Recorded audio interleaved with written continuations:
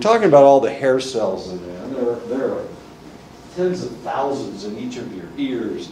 Tiny little hairs. Whoops, I'm going the wrong way. Okay.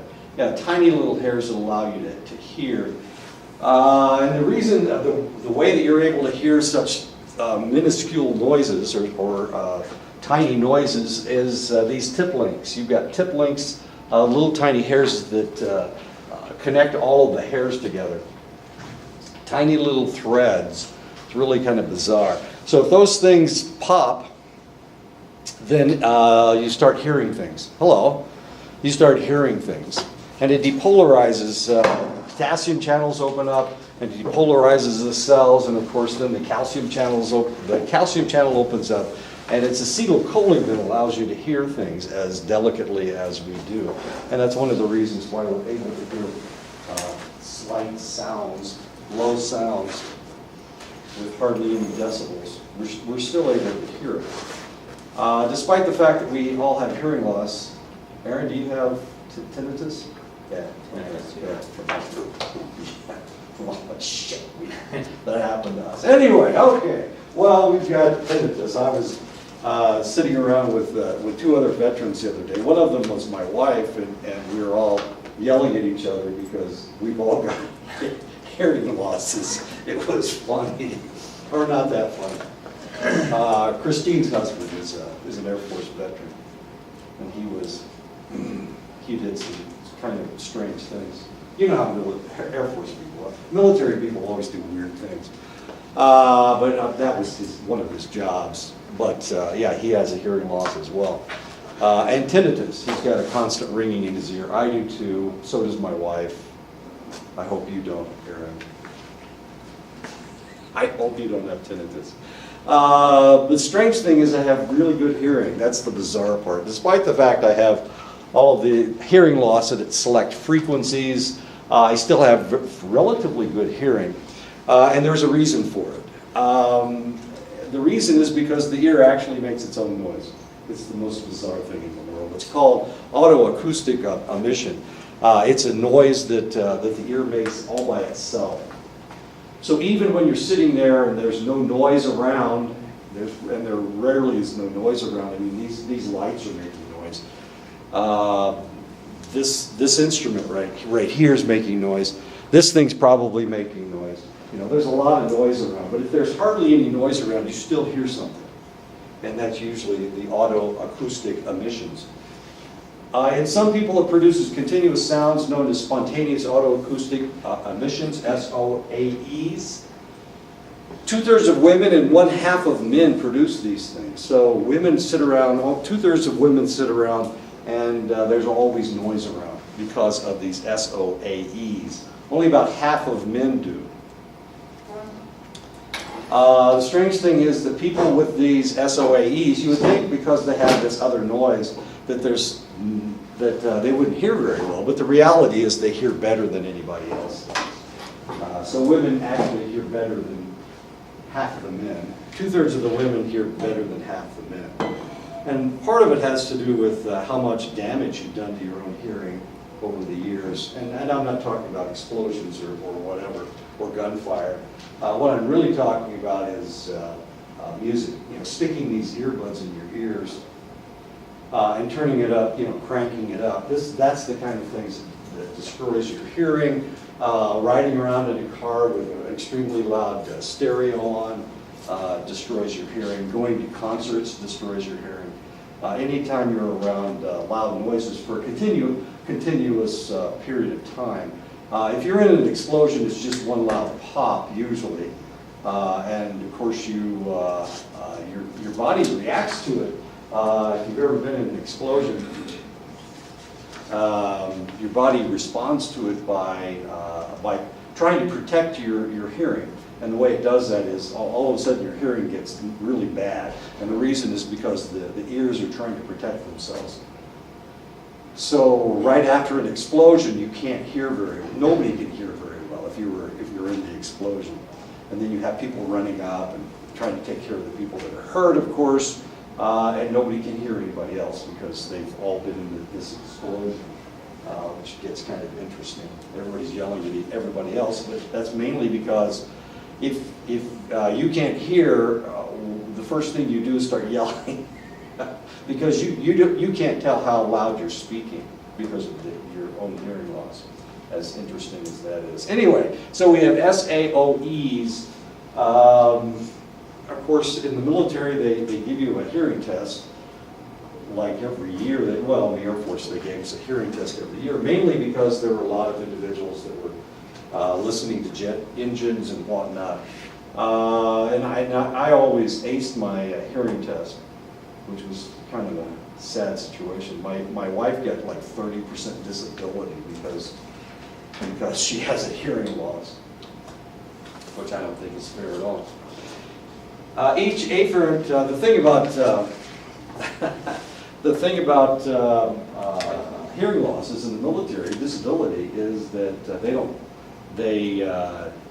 don't tax the money, your disability pay. They don't tax your disability pay, which is kind of cool if you think about it. So if you get 100% disability, you don't have to pay any taxes on all the money that you get, which is kind of interesting. So she has like 30 or 40% disability, 30% from hearing loss, and 10% for when they dropped her on her head, on her neck.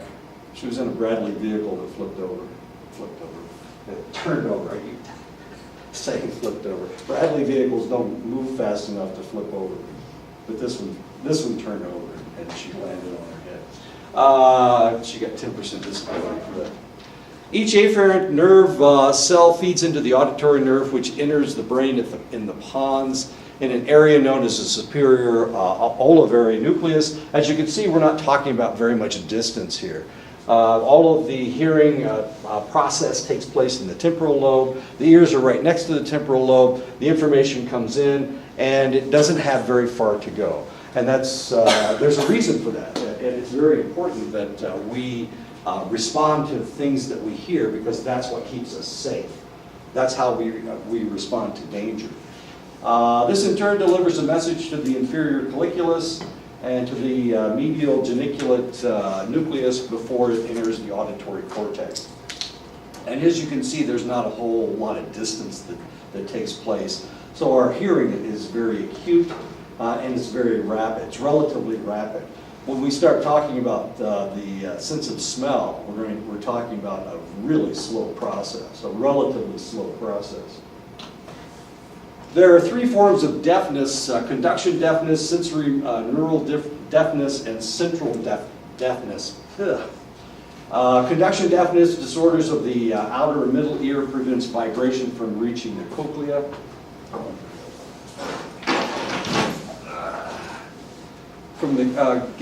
So conduction deafness has to do with damage to one of the bones. In other words, the vibrations that you're dealing with don't make it all the way to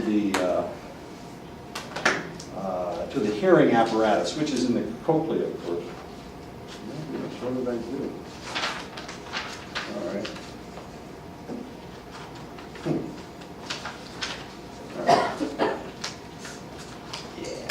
So that's conduction deafness. Sensorineural deafness is a disorder of the cochlea, or the nerve fibers that conduct information to the brain. Conduction deafness, we can give you a hearing aid and that'll take care of it. Almost all deafness has to do with conduction deafness. Sensorineural deafness, a lot of times the individual can't hear at all. And then central deafness has to do with disorders in the brain's auditory region. So two of these forms of deafness cause almost complete hearing loss. Sensorineural deafness and central deafness. It's only conduction deafness, of course, that we can help with hearing aids. After the age of 60, there are a lot of individuals that have hearing loss for one reason or another. Most of it's conduction deafness that we can take care of with hearing aids. My mother wore a hearing aid. She's a funny lady. If she didn't want to talk to you, she just turned off her hearing aid. What a funny lady. She would do that to my sister. My sister would get on the phone and start nagging her, complaining about one of her kids, and my mother would just turn her hearing aid on. She was funny. Then she'd call me up on the phone and complain about my sister. Anyway. Sensorineural deafness can be caused by many different factors. There are hundreds of hereditary diseases that can cause destruction to the cochlea or the cochlear neurons. Drug-induced deafness also can affect the cochlea and its neurons. The antibiotics streptomycin and gentamicin, they're both broad-spectrum antibiotics. We used to use these all the time. We don't use them hardly at all now because they're too destructive. Then we have other antibiotics that we can use. We used to use them for urinary tract infections a lot. Well, not streptomycin, gentamicin. Streptomycin we used for strep throat. And gentamicin is a broad-spectrum antibiotic. Oddly, it's yellow. I remember how yellow it is. Anyway, it damages the hair cells in the cochlea. Aspirin is coupled with loud noises.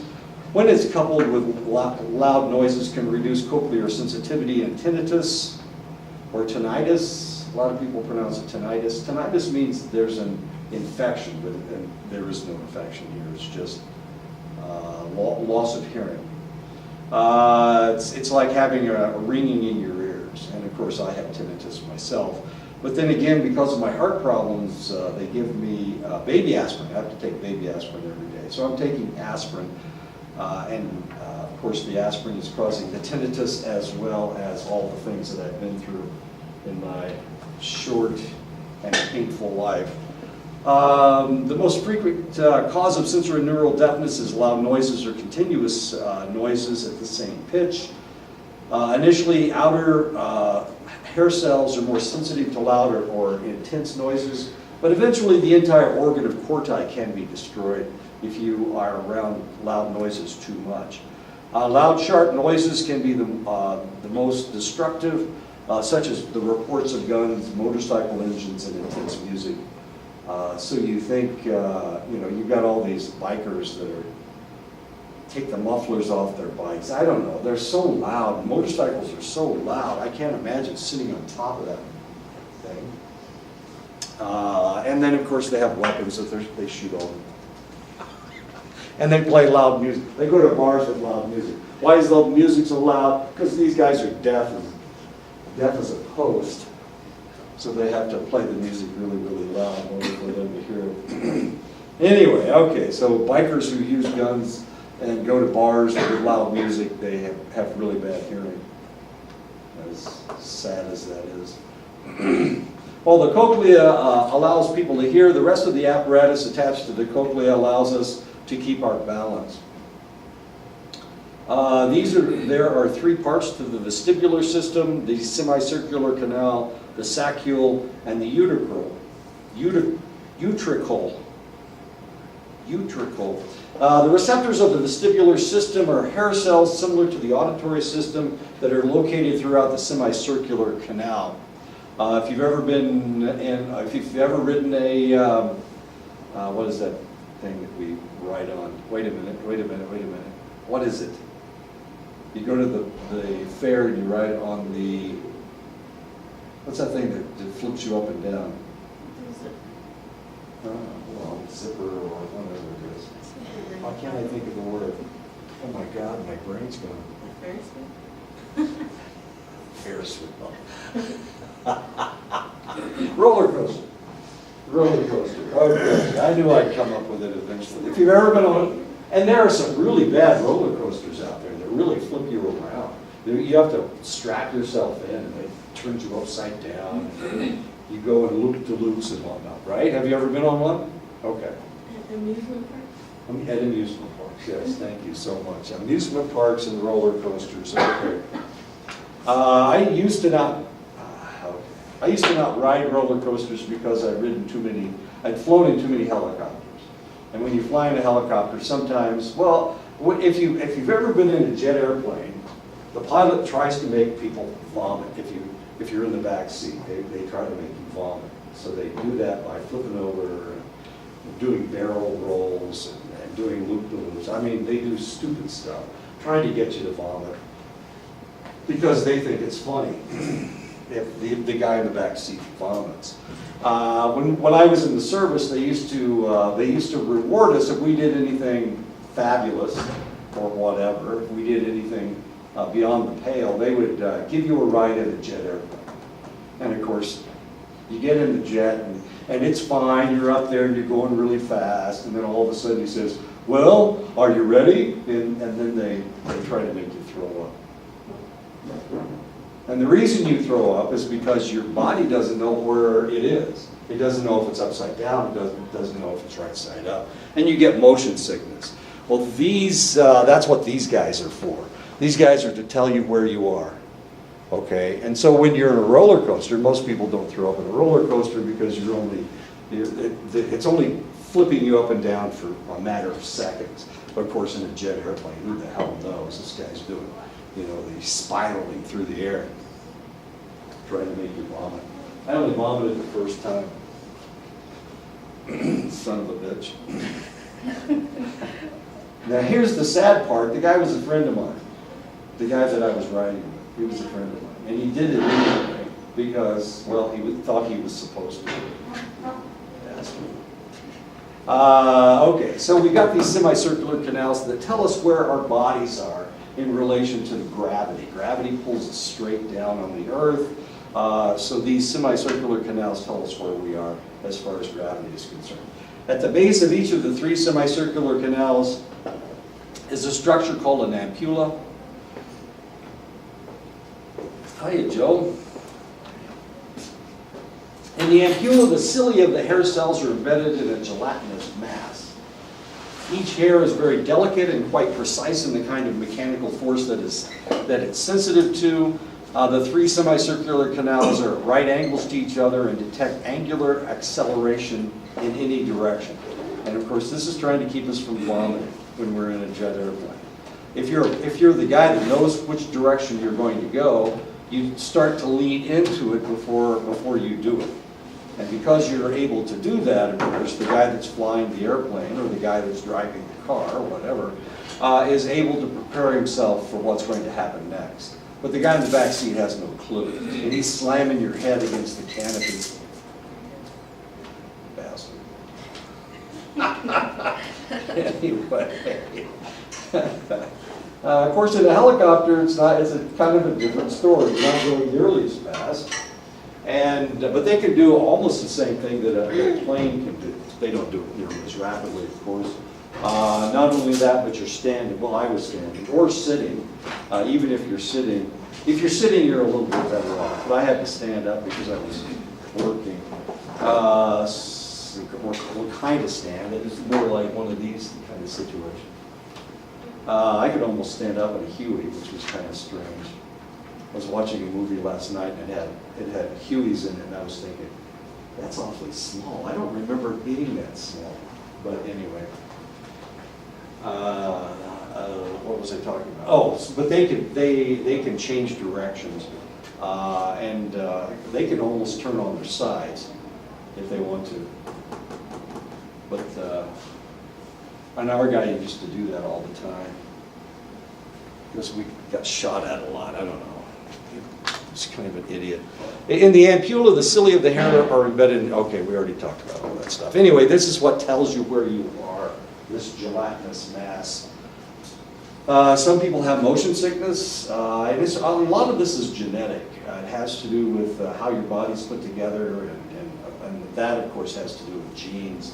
One of the cool things about your ears is that you've got these crystals, these otoliths. You've got these tiny little bones in your ears, and they actually kind of rattle around in there and tell your body where you are. The receptors in the saccule and the uterochrome respond to static position of the head. Small bony crystals on the gelatinous membrane called otoliths increase the sensitivity of these receptors to movement, and of course that's what we're talking about when you're either flying in a jet, in a helicopter, or just driving in a car, or falling out of a barn, the second floor of the barn or something. At the base of the hair cell is the receptors that are nerve fibers connected to a similar manner that the auditory hair cells are. People who are divers, and they die from the 60-meter or whatever it is, I don't know. They seem to fall for a long distance. Of course, all of these are very delicate as far as they're concerned because it tells them where they are. And of course, they have to flip over in a certain way.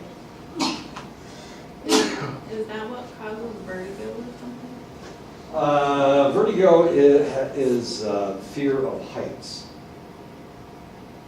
It's not that inner ear problem where it makes you dizzy. We're going to talk about inner ear infections in just a second. I had an inner ear infection last semester, which is kind of spooky because you don't know where you are because of the infection. What happens is normally both sides of your head are equal. Everything is symmetrical. So I know exactly where my head is. You know, I can do a flip and I know exactly where my body is. Everything is fine. But if one side of your head is warmer than the other, if you have an infection in one of your inner ears, then all of a sudden everything is out of balance. And your body's trying to figure out where it is. So your eyes start flipping from side to side, trying to determine what's going on. But of course your your vestibular system is telling you that something is off. One side is different from the other. So all of a sudden, you know, you're walking like you're drunk because you can't figure out where your head is. It's just really very, very strange. And you get motion sickness. Of course, you're not moving, but you get motion sickness anyway. Why do you get motion sickness? Because your eyes are trying to figure out where you are. So it's like the world starts spinning around. You know, your world starts spinning around. It's just the most bizarre thing. This has happened to me like 5 or 6 times. I've had inner ear infections. Usually it has to do with allergies, the weird allergies. First time I had it was in Texas. I was in Wichita Falls, Texas. So I figured, well, it's either a stroke, and if it's a stroke, I want to go out fighting. So I decided that I'd go for a run. And so I'm out there running along, going as fast as I can, and my head's telling me that there's something wrong. And I'm thinking, well, I'm going to blow my brains out this way. Well, it's better to blow my brains out this way, you know, than to die in bed. So here I am, I'm just sprinting out there. Get done, and I slam against the wall. You know, I go into the bathroom, and my eyes just start spinning like crazy. I mean, they're flipping from side to side. My brain is trying to figure out where the hell I am. And I got sick and started throwing up. It's really kind of bizarre. Anyway, so the only way for me to keep from getting motion sickness was to close my eyes and lay down. Stay in one position, not try to move. I mean, I crawled to the bed. It's like I was drunk. You've never experienced, I hope you've never experienced that before, but it was weird. So I crawled onto the bed, and every time I opened my eyes, the bed's spinning around. It was just the most bizarre thing in the world. Anyway, inner ear infections. So the problem is one side of your head is warmer than the other. And normally that doesn't happen. And that causes all of these problems. So it's happened to me a bunch of times. I keep antihistamines in my medicine cabinet just in case I get one of these things. And I brought some motion sickness pills, some Dramamine, as stupid as that sounds. Most of the nerve cells of the vestibular receptors enter the lower level of the brainstem and synapse in a group of nuclei called the vestibular nuclei. While some of the nerve cells tie directly into the cerebellum, those that pass through the vestibular nuclei tie into various motor and muscular control areas of the brain. And of course, the reason they tie into the muscular control areas of the brain are so that they can literally control what's going on as far as your muscles are concerned. Motion sickness is caused by low frequency movements due to acceleration. Motion sickness is usually worse for the passenger than the driver, of course, because the driver can brace themselves for whatever's happening next. They know exactly what's going to happen. Motion sickness can also be induced when the fluid in one ear is warmer than the other, and that's what I was just talking about, and that's an inner ear infection. Just the most bizarre thing, most bizarre feeling in the world. It's like you're on a constant roller coaster, and you can't control it. And sometimes it goes one direction, sometimes it goes the other, and your brain can't figure out which direction you're moving. A human's sense of taste. Now we're going to talk about the chemical senses. Human sense of taste is based on survival needs. We need sugar. We need, all of our cells utilize sugar. If we didn't have sugar, then our cells would die because they wouldn't have any energy source. So sugar is the energy source. Any food that we eat, if we can't break it down into sugar, we can't utilize it. It's not food. So that's one of the reasons why we can't just gnaw on a tree, eat bark or whatever. We can't do that because we can't break down cellulose into sugar. It's not food for us. But it's food for other animals. They can break it down into sugar, but we can't. We can't eat grass. We can't eat grass. We do get something out of it, but not. We don't get nearly as much out of it as cows and horses do. Cows have what? 3 stomachs? 2 stomachs? Several stomachs. Anyway, they break down all that material down into sugar so that they can utilize it. And of course, they grow huge from eating all the grasses and whatnot, the hay and whatever. But we couldn't do that. We can't live on a bale of hay. There's just not enough nutrients in it. There's not enough food for us because we are specialized. We are humans, and we need to break things down into sugar. We need to do it fairly easily. One of the evolutionary aspects of Homo sapien is that our abdomen is small. We don't have a very large small intestine, or a very large intestine, for that matter. But if we look at chimpanzees or the gorillas, they have a large abdomen because they have a lot more intestines than we do. So it's easier for them to break down food, or they can break down food better than we can. So for that reason, of course, we need to make sure that when we eat something, that we can break down relatively quickly. Most animals can't break alcohol down into a food, so it's a poison as far as they're concerned. But as far as humans are concerned, we can break it down into sugar. We have a substance in our stomach called alcohol dehydrogenase, which breaks down the alcohol into sugar. So the first thing that happens when you take a shot at tequila is that the alcohol is broken down into sugar, and it becomes food. You could live off of alcohol, and I hope you don't know anybody that has done that, but you can actually live off of alcohol. I've known people that they drank a beer for breakfast, and then they drank beers all day long, and they didn't actually eat any solid foods. They urinated a lot, but they didn't have their bowel movements. They only had a couple bowel movements a week. Not a whole lot of stuff going on. Anyway, they died. Eventually, of course, they died. And that's one of the reasons why you get the beer belly, the whole beer belly thing, because you accumulate sugar in your stomach. Since sugar is the energy source for all of our cells, it is important that we are able to detect sugar in our foods. And that's one of the reasons why we crave sweets. We crave sweets, we crave fruits, we crave vegetables because they have sugar in them, especially carrots. Carrots has a lot of sugar in it, but so do fruits. And they're all monosaccharides. They're all single saccharides instead of disaccharides. The sugar that you put on your cereal in the morning, if you eat cereal, I don't eat cereal, but if you did, if you ate sugar, it's a disaccharide. So it's not nearly as sweet as the sugar that is in fruits. Salty and sour foods indicate to us important ion structures that help us maintain our homeostasis. So we crave sweets, we crave salt, and we crave sour foods because we need the acid. We need those acids. It tells us that there are select nutrients in that food that we need.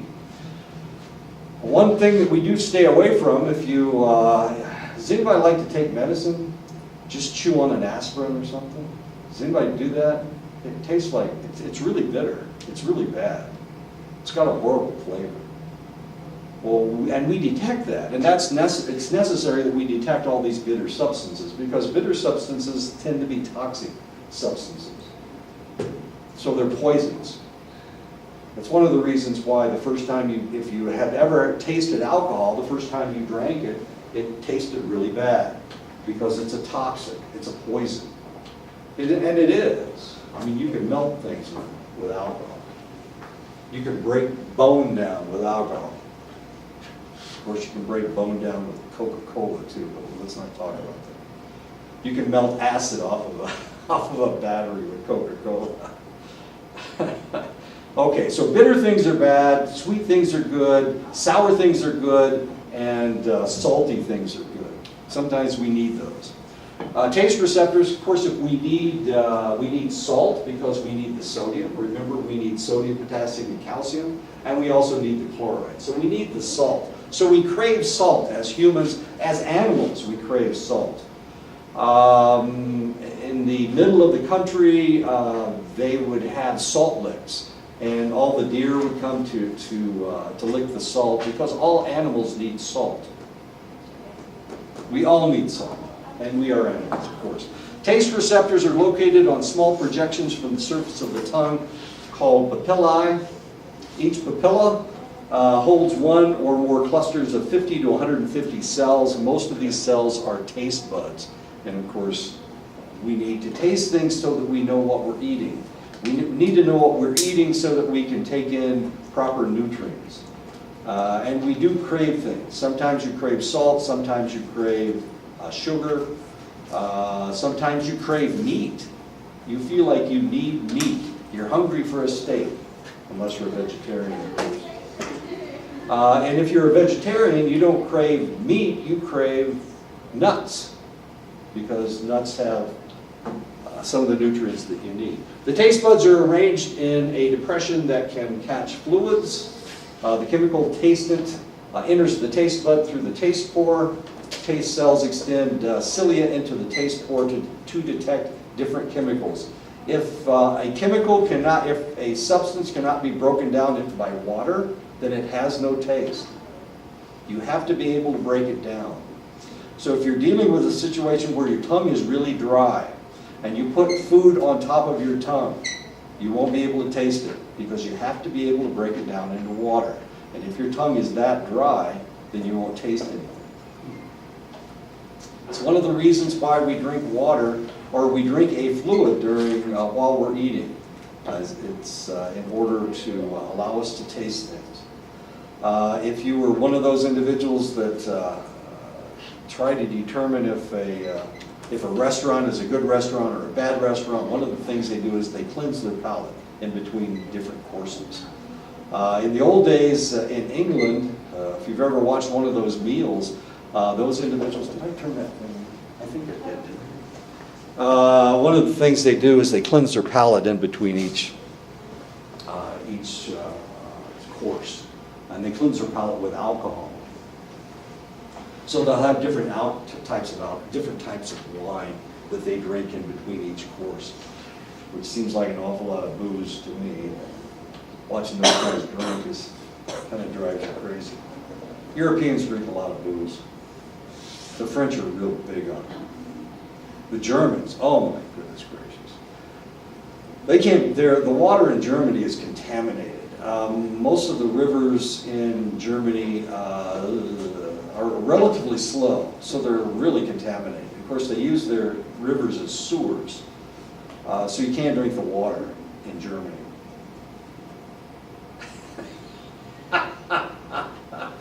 So since you can't drink the water, what do you drink? Well, you drink alcohol. You drink something with alcohol in it. Mainly because the only way to kill the bacteria in the water is to mix it with alcohol. So that's what they do. I know, it sounds gross and horrible. But the reality is Europeans grew up with contaminated water. When we were there, we weren't allowed to drink the water. We were only allowed to drink bottled water. Aaron, when you were overseas, you had to drink bottled water too, didn't you? Yeah. Yeah, they wouldn't let you drink the whole stuff. I almost said shit. So, which is true. Damn it, if they use their their water supplies is sewer. We're stupid. We're not the brightest people. Humans are not real bright. Some of the sensory cells in the taste buds are pain and touch sensors that will detect hot foods such as jalapenos or habaneros or diablos, or there's a bunch of them, and they're nasty. I'll tell you what, I played on a Mexican softball team when I was living in Lubbock, and those guys used to feed me peppers from time to time. Here, this will put 2 feet on your, this will put 20 feet on your swing, one of those kind of deals. Oh, this is where I get my power. This is why I'm so fast, they give me a pepper. Oh, God, they were horrible. My goodness. And these guys would just eat them like they were edible. I put them in my mouth and it would just fry my face. Of course, well, anyway, funny stories. Taste buds only last for 10 to 14 days because before they're replaced. And for this reason, if you burn your tongue, your taste will be depleted for about 5 or 6 days until you grow enough taste buds back. There are 3 different structures of taste buds, as strange as this may sound: fungiform that look like mushrooms, circumvalent that look like little forks, and the foliate with many layers, and it actually is a little bit flatter. Foliate structures. Salty taste comes from the sodium being transported across the membranes of the taste cells. The entry of sodium ions depolarizes the taste cells and activates the afferent neurons. This is very logical. I mean, salt is sodium chloride, so you are actually craving sodium. Sour, the sour taste is usually an acidic compound that releases a hydrogen ion. The hydrogen ion blocks the potassium channels. The buildup of potassium depolarizes the cell and causes the stimulation of an afferent neuron, indicating an acidic flavor. And we do crave acids because most of our vitamins are acids. So we crave these things. So we're looking for salty, we're looking for sour, but we're especially looking for sweet.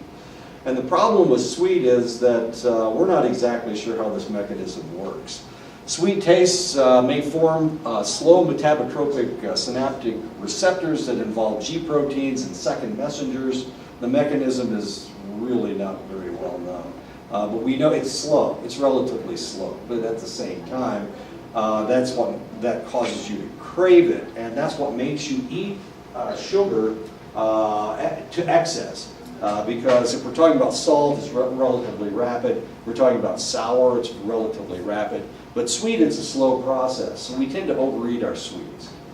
So if you crave a sugar, if you need energy right away, then you will eat your sweet, but of course you're craving more because it's such a slow process that your body isn't telling you that you're getting enough. And this is one of the reasons why we overeat. Which is not a bad thing, because if you're in a famine situation, you need to eat all the fruits and meat that you possibly can. The most important, well, of course the sweet flavor is the most important one because that gives us energy, but we also don't want to poison ourselves. So the bitter taste mechanism is extremely complex, but it's also extremely important because it tells us if we've taken in something that's poison.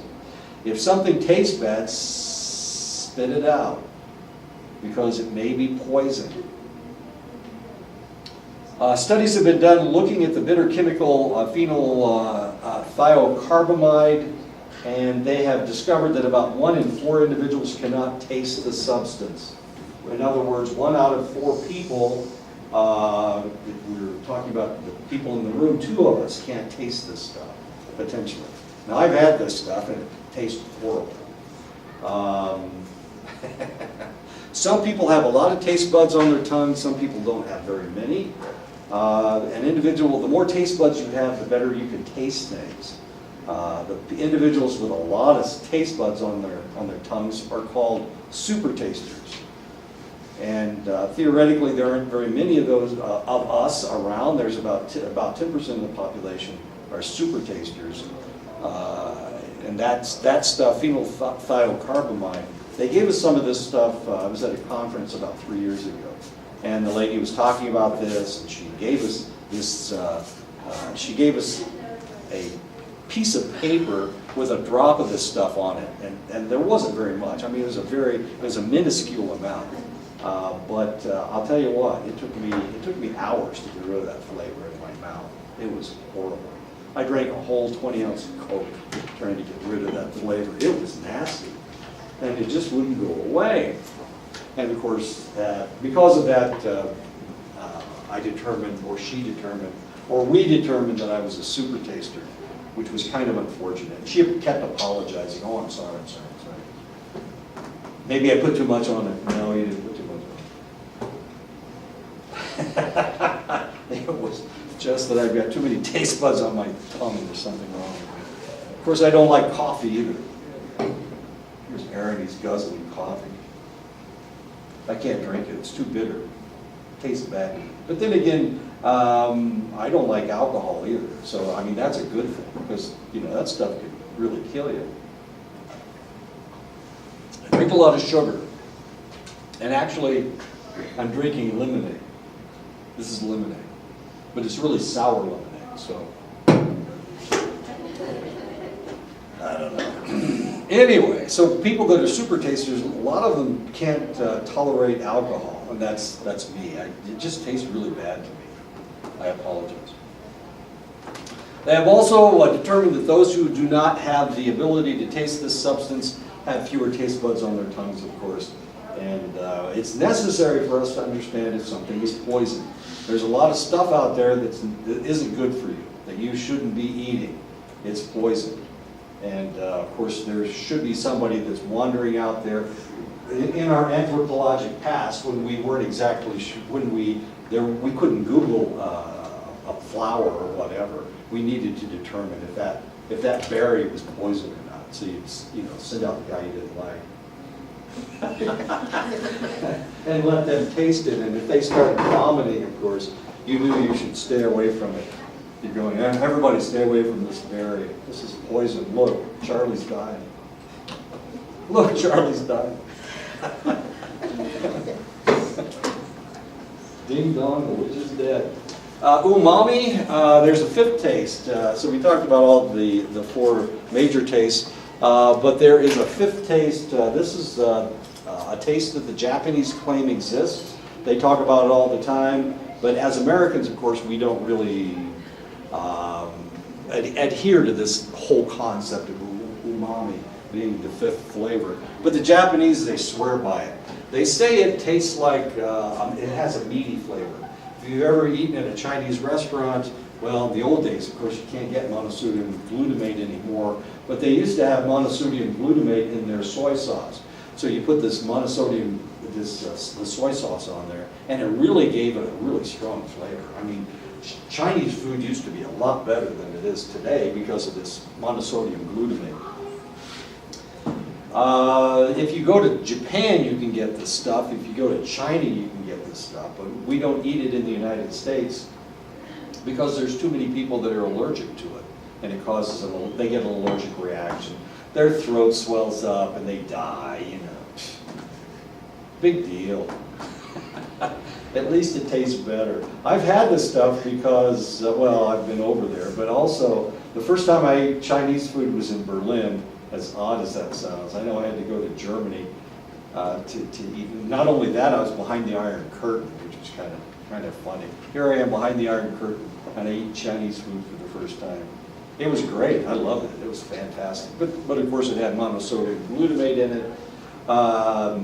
There's a lot of white people that can't tolerate it because they're allergic to it, and for that reason, we don't eat it in the United States. The umami receptors detect amino acids, which is abundant in the protein of meats.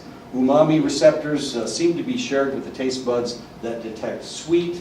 It does exist. We know that it does exist, but of course, we don't get it very often in the United States. If you crave steak, if you like to eat steak, does anybody like to eat steak? Nobody? Do you like to eat steak? I was thinking I'd have one tonight. Of course, I don't like the flavor of meat, but I love the flavor of the salt and the pepper that I put on it. And maybe a little bit of butter. Okay, that sounds good.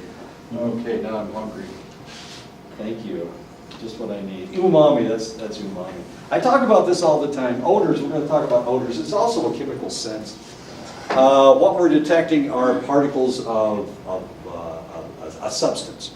So that's what we're detecting. It's just like we're tasting something. As a matter of fact, your palate is a mixture of your taste buds in your mouth and what you are smelling.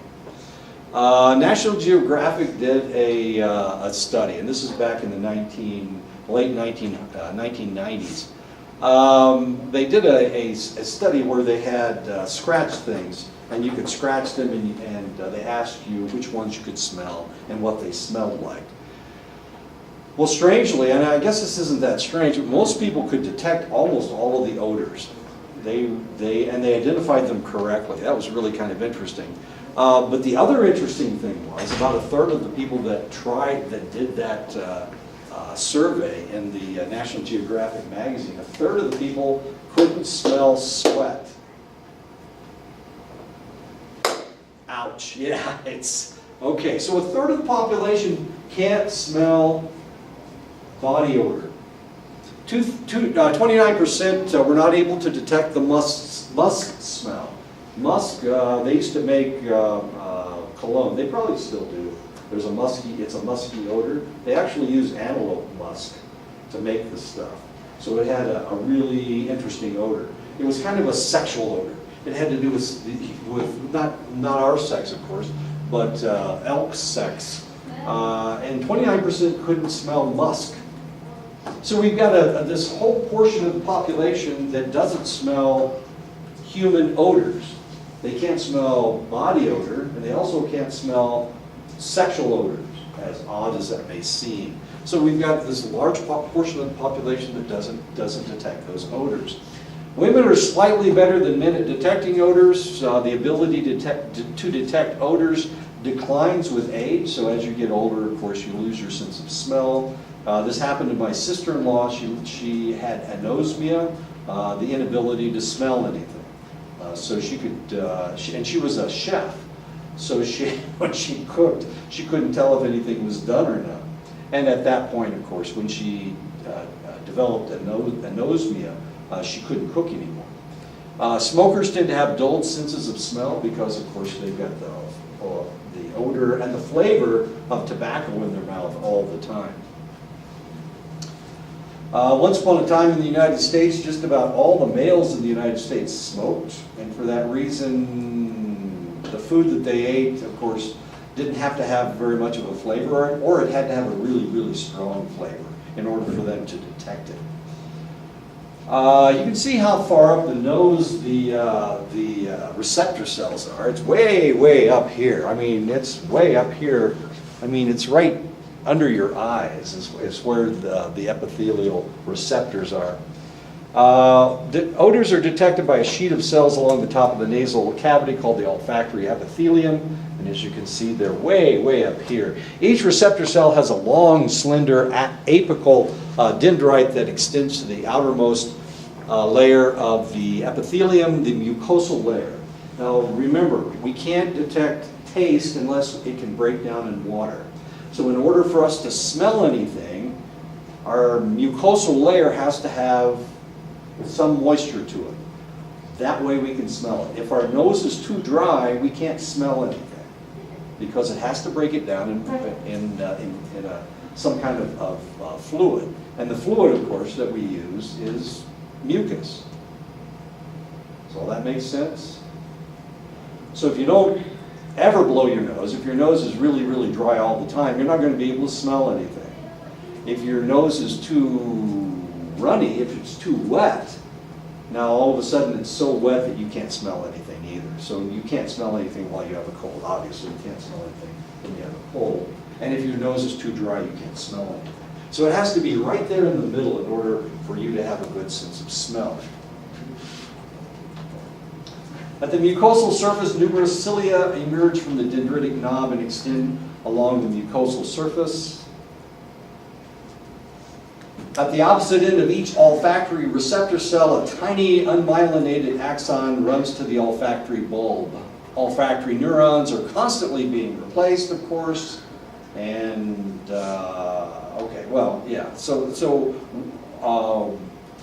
our sense of smell doesn't get old because we're constantly replacing these neurons. Odorants enter the nasal cavity in the form of free-floating chemicals. They are there as molecules in the air, and of course you're breathing them in, all these chemical structures. Right now there are all kinds of chemicals in the air that we can smell. Potentially you can smell your notebook, you can smell what's the plastic on your bottle, you can smell the tabletop. You know, there's odor all the time. And unfortunately, of course, we don't pay very much attention to what something smells like. You know, this thing smells like, it smells like something. Everything smells like something. The sticky stuff on the back of that thing smells. I mean, we can smell all of these things.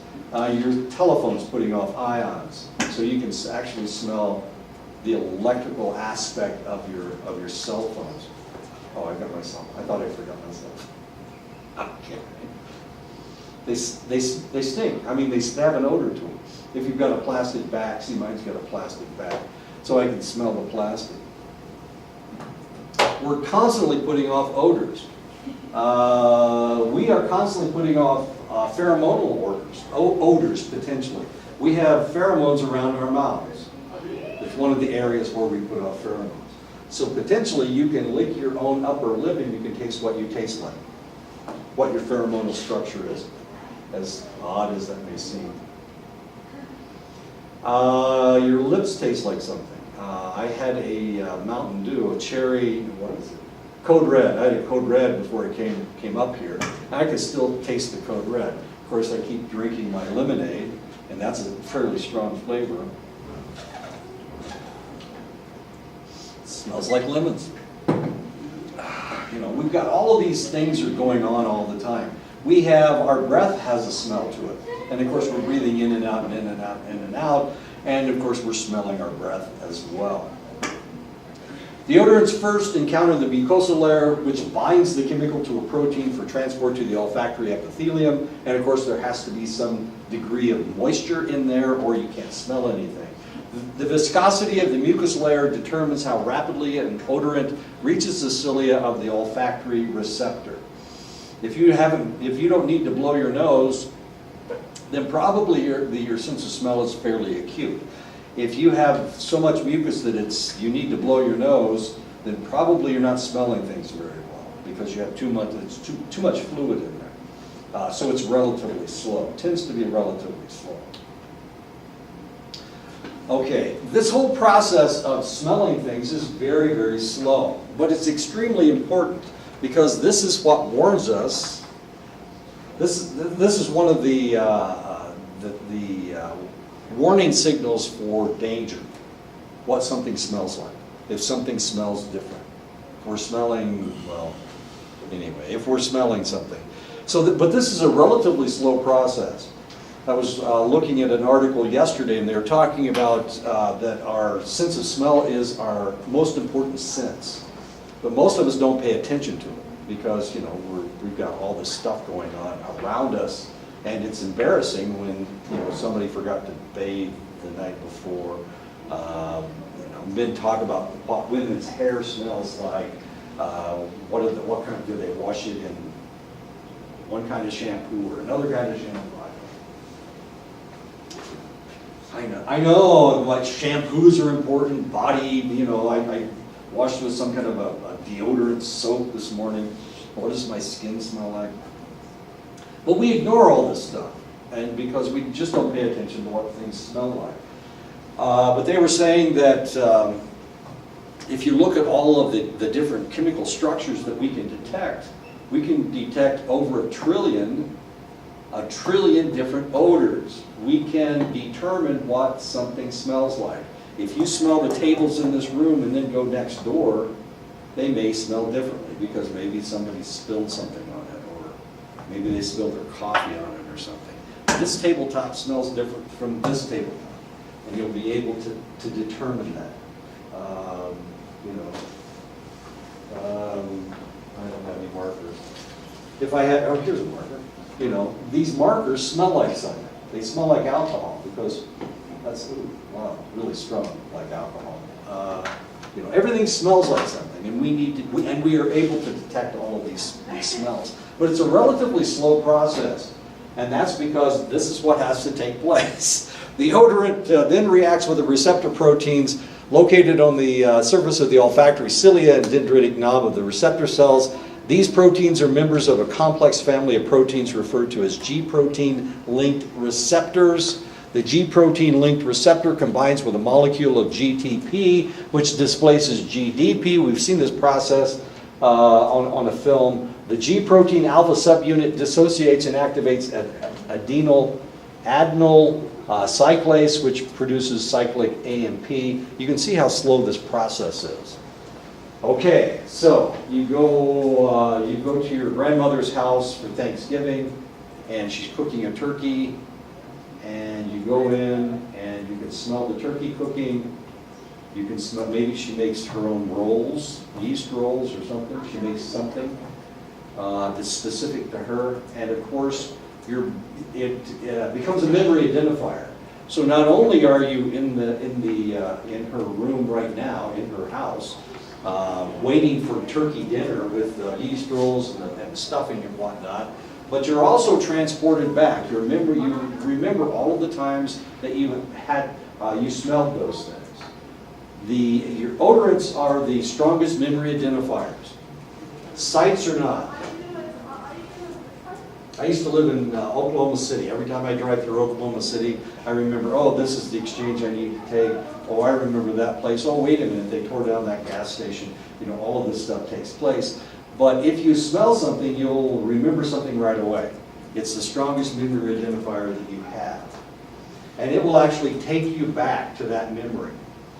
You know, when I'm remembering what did this gas station look like, I'm only remembering bits and pieces, but if there was a smell that I was detecting, I would remember almost immediately, and it would almost be like a flashback. I mean, it's that strong, memory identifiers. Cyclic AMP binds the sodium channel and opens it. Sodium enters the cell. It creates a generator potential, which is interpreted in the brain as a specific odor. The receptor protein returns to an unbound state. So a lot of times what we're looking for when we're drinking Dr. Pepper, I know you're drinking Dr. Pepper. When you're drinking Dr. Pepper, what you're trying to do is you're trying to go back to a time, you're trying to remember what Dr. Pepper tasted like.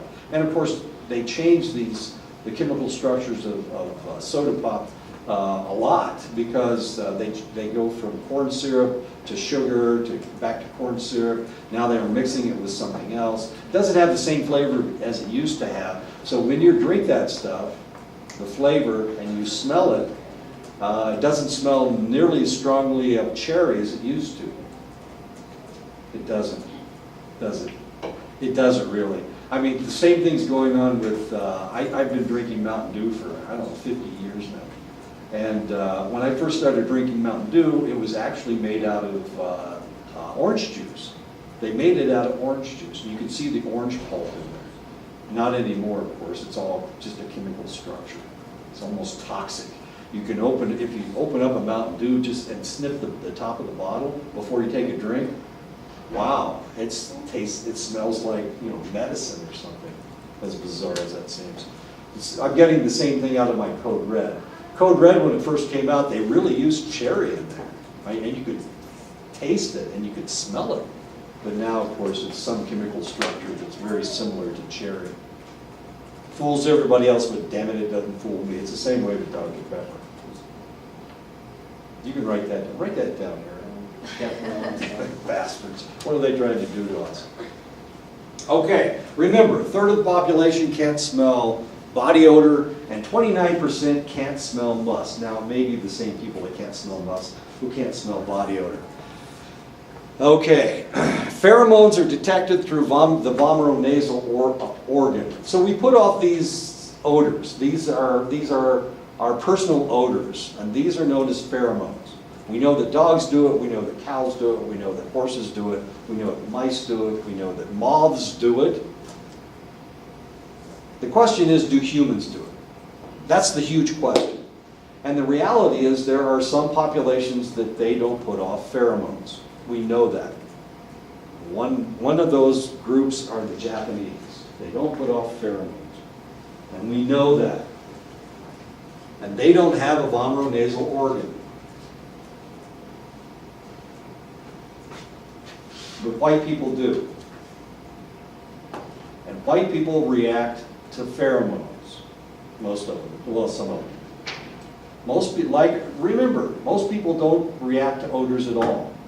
They don't smell things. They're afraid that they'll be embarrassed. Okay. But there are groups of individuals, there are groups of humans that don't put off pheromones. Okay, how much time do I have? Can I tell my story? Did I tell you guys my story about the Japanese stewardesses? No. You've heard that story? You haven't heard the story? Once upon a time in a land far, far away. My wife was on an isolated tour to Korea.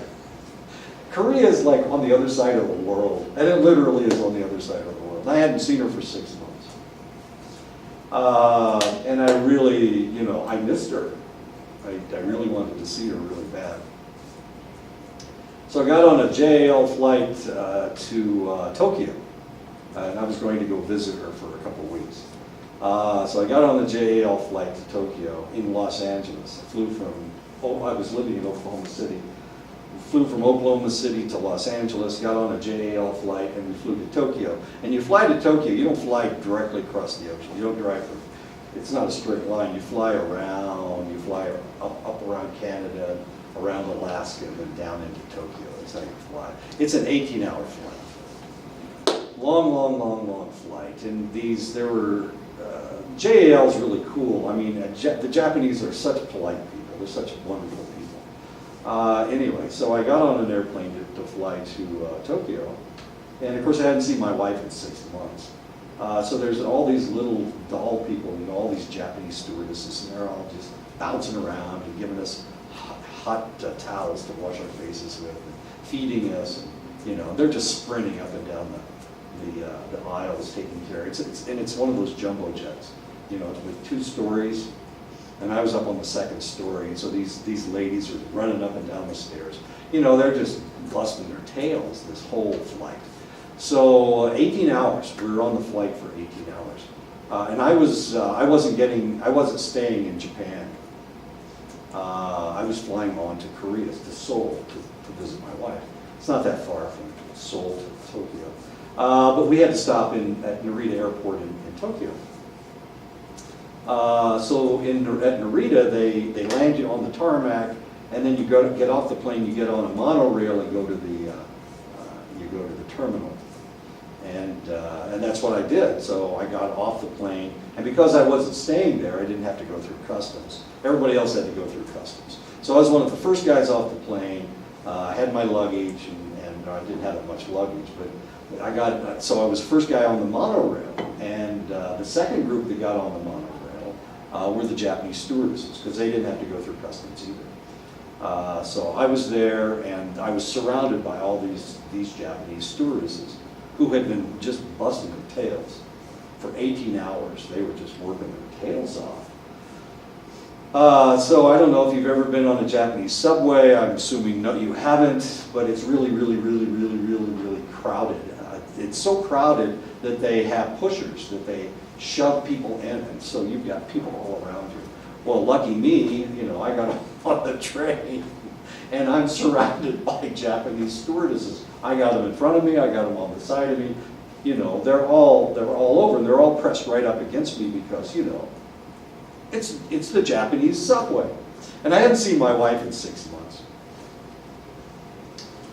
So the train starts, and I don't know if you've ever been on a train, but it kind of bounces up and down. So here I'm standing there, and I've got all these Japanese stewardesses around me, and all of a sudden the train starts, and it's like a standing lap dance.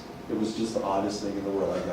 I got breasts in front of me, I got breasts behind me, I got breasts on my left arm, I've got breasts on my right arm, and you know, I'm trying to not touch anybody, but at the same time, we're all pressed together, and I've got all these Japanese stewardesses bouncing. Of course, I hadn't seen my wife in 6 months, so, I mean, it's been a long, long, long time.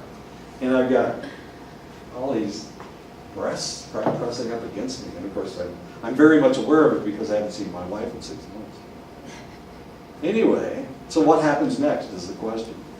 And the answer was nothing happened next. And I'm going, oh my God, this isn't right. I've got all these women pressing up against me, and I'm not reacting at all. This isn't good. I'm about to see my wife. I haven't seen her in 6 months. What if? It's a what if question. What if I can't function while I'm around my wife? I was scared. Of course I was scared. I hadn't reacted to all these Japanese stewards. And they're cute. They're cute little things. And they had no odor. It was the oddest thing. They had no odor. No odor whatsoever. And they'd been sprinting around for 18 hours. I mean, there should have been something. But there wasn't anything. It was the oddest thing in the world. So of course I'm scared. I get on the plane the next day and I'm going, oh, I don't know if I want to go to Seoul or not. This is terrible. So I get on the plane and I fly to Seoul. And of course I see my wife and it's an immediate lip lock, one of those kind of deals. And we went to the hotel and everything was fine, you know. So I thought about this later. I thought about this, of course. I thought about this a lot. Why in the world didn't I react to the Japanese stewardesses? I mean, it was like a lap dance. Why in the world didn't I respond to them? And the answer was they don't put out pheromones. And as a European American, as somebody of European descent, I'm used to reacting to pheromones. You know, part of my sexual reaction has to do with odor. And of course, my wife puts off odors because she's a European American as well. I put off pheromones, she puts off pheromones, we put off pheromones. So I'm used to reacting to pheromones. And since these ladies weren't putting off any pheromones, it was like, I don't know. It's like being rubbed up against by a piece of paper or something. It's that bad. Anyway, so I do react to pheromones. I know that I react to pheromones. Once upon a time, I was living in Mississippi. And I went to Little Caesars to get a pizza for supper. And when I was there, there was someone there, the lady behind the counter, and I say lady, but she was just a teenage girl behind the counter. For some reason, she was putting off pheromones. I detected her pheromones, and I found it stimulating. Can I say that? Whatever the hell that is. Okay. I found it stimulating. It was the oddest thing in the world. And I mean, it was instantaneous. I walked into the place and it's like, you know, what is this, a sex factory? What's going on? Is this a strip joint? You know, it was one of those kind of deals. I mean, I wasn't seeing anything, but I was detecting this odor.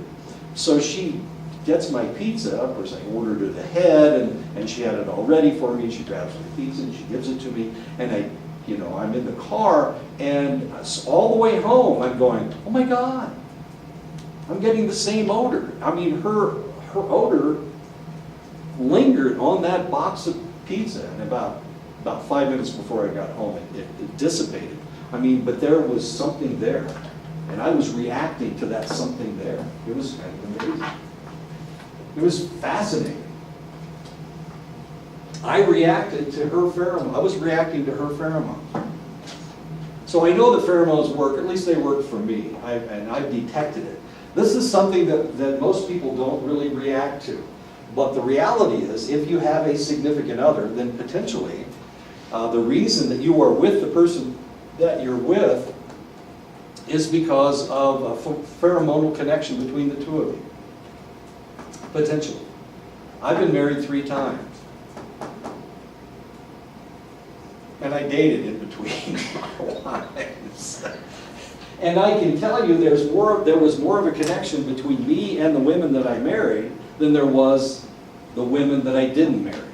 There was something lacking. And I wasn't exactly sure what it was. But now I'm fairly sure that it's pheromones. Okay. So we do put off pheromones. We know that we do. Or some people do. Is it more, I guess, between males and females, is there a difference in that? The pheromones they put on? Yeah, not pheromones they put on, but how they detect it. No, we both have vomeronasal organs, and we are attracted to people that have pheromones we can detect. Now the reality is, and we've looked at this, but the reality is there's like 150 different combinations.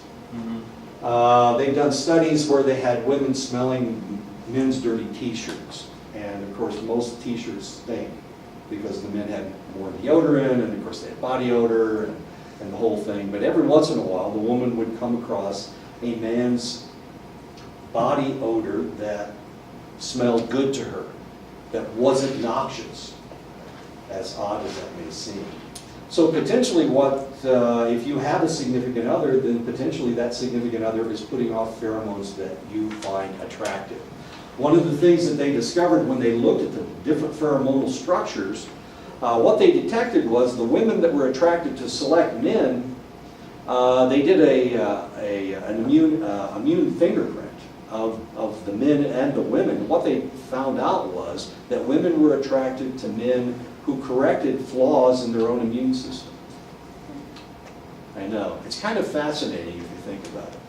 So if you go with that, if you go with somebody that smells good to you, then potentially what you're actually doing is you're perpetuating healthy offspring, potentially, as exciting as that may be. So but if we look at all the people that we've dated in our time, the people that we rejected, despite the fact that they had, maybe they were Mr. Perfect or maybe they were Mrs. Perfect, but we went with the person that we went with. We fell in love with the individual that we fell in love with. Was it a chemical attraction that drew us to this person? Was there somebody else that maybe they looked better, or they were richer, or they were smarter, but you went with the person that you went with? This may be the connection. I mean, this may be why we partner up with the individuals that we partner up with. Sorry about that. I'll talk more. I won't talk more. I've got a film, actually. You guys find this fascinating. They've done studies, of course. And most of this may have something to do with European Americans, because we have such a strong odor. And I know we stink. You guys tell me. I've been in sweats, and I've been told how badly I smell. My friends. These are my friends, and they're telling me how much I stink. I know we all smell like onions. I apologize. I'm a white guy. I smell like onions. I apologize. Well, stink. Come on, stink is stink. Even stink. You smell like what you eat. We eat too many onions, I know. Well, see you later, Bruce. Take it easy, Aaron.